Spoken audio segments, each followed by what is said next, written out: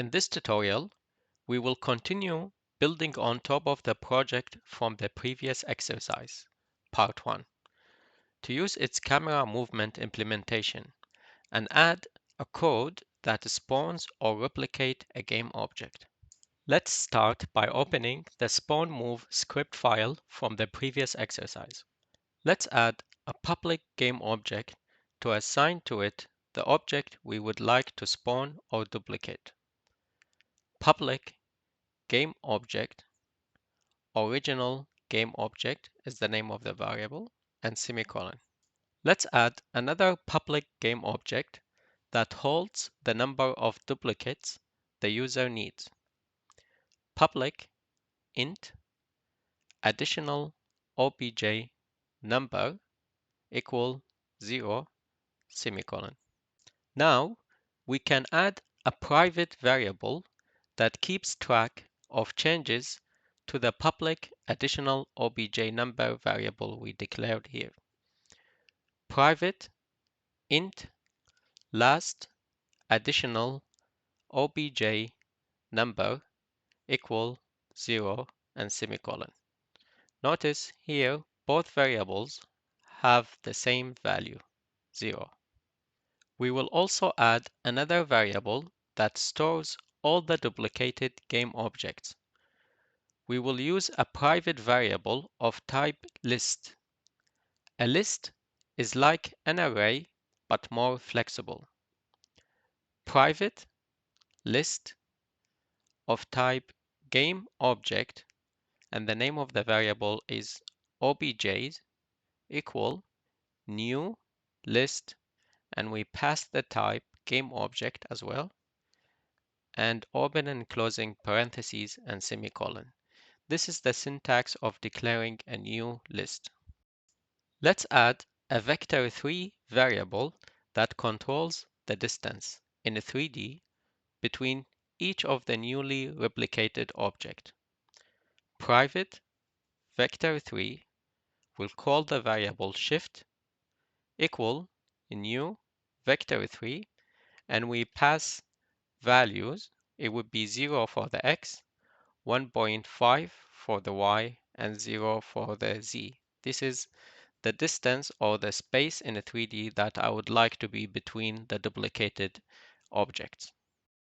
Let's create a method that generates the duplicates of the original game object.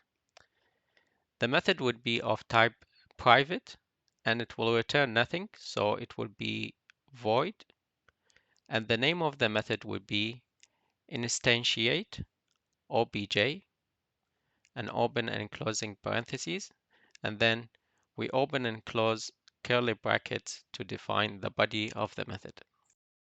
At the beginning, both the additional obj number and the last additional obj number variables, they both hold the same value of 0.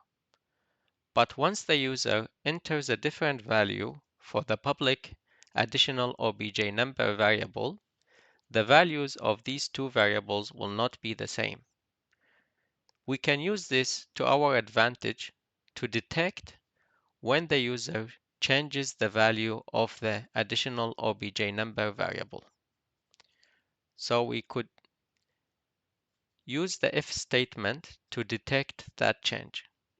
If, open parentheses and closing them, last additional obj number doesn't equal additional obj number, and then we open and close the curly brackets for the body of the if statement.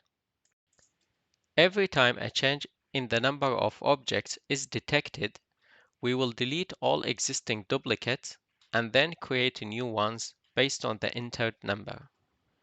We delete everything just in case the current number is high, 5 objects for example, and the user enter a smaller number like 0 or 1.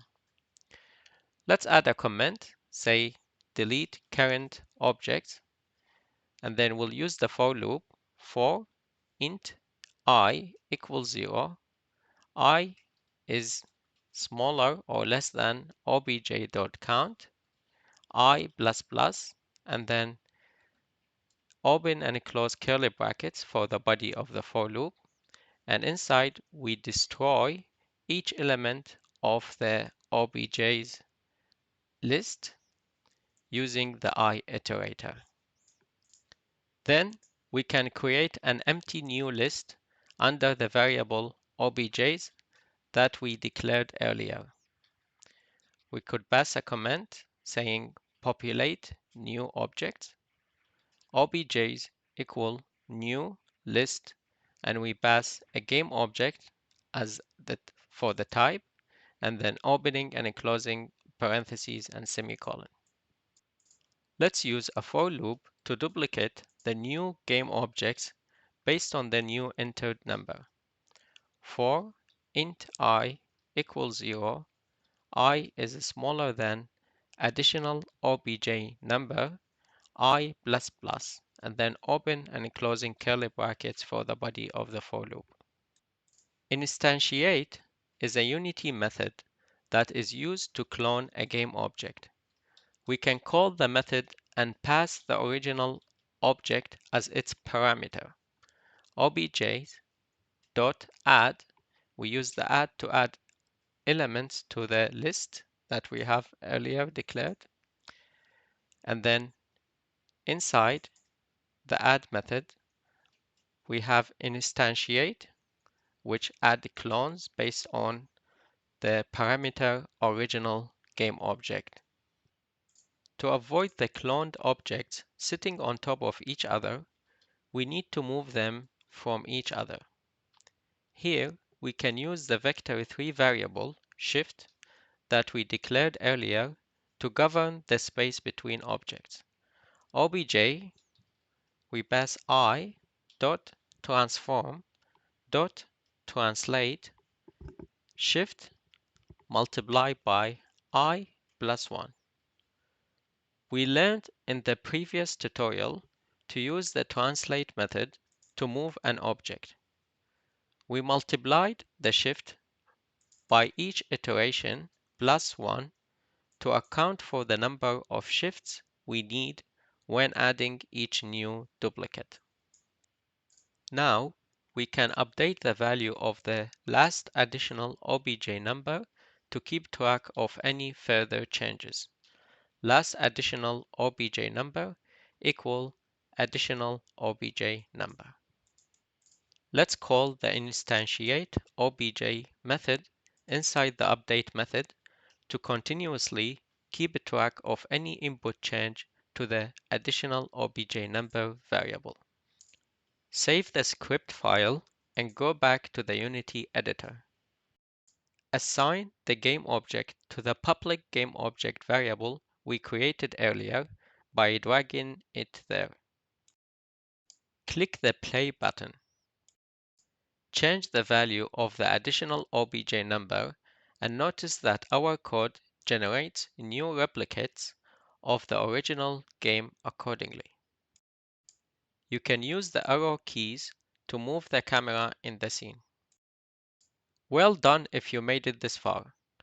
With the few concepts we learned so far, you will be able to create amazing things with Unity, as we will discover later. Keep on learning, and I will see you in the next tutorial.